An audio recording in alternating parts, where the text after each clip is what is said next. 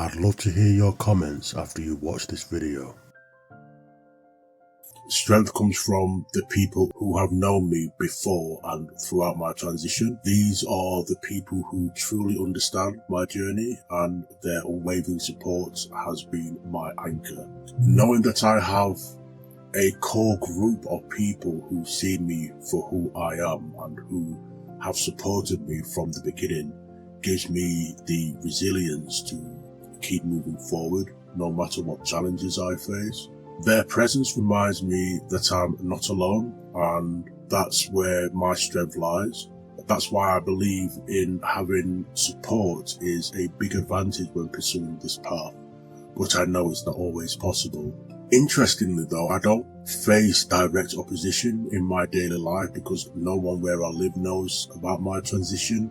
In that sense, I've been able to maintain my privacy and avoid some of the misunderstandings that others in the trans community often deal with. However, what deeply frustrates and angers me is seeing the discrimination and hostility that others face, especially when they're open about who they are. It bothers me to witness these situations, knowing that while I can live my life quite privately, many others out there are struggling for acceptance and respect. It's the injustice and mistreatment that others experience that really gets to me.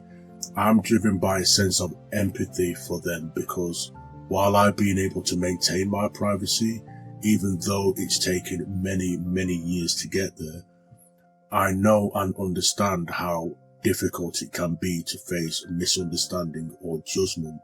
It's unfair, and that frustration often runs into a desire to advocate for those who don't always have the same support or safety that I do. In some ways, seeing what others go through fuels my resilience. It makes me want to be a voice for those who can't be as anonymous as I am. So while my personal strength comes from people who have always stood by me, much of my resilience is driven by the need to stand up for those who are more vulnerable or exposed to opposition.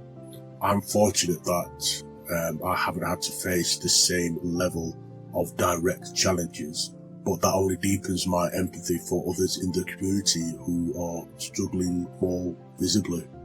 So yes, I hope that answers your question. Again, stay safe, and I'll see you next week.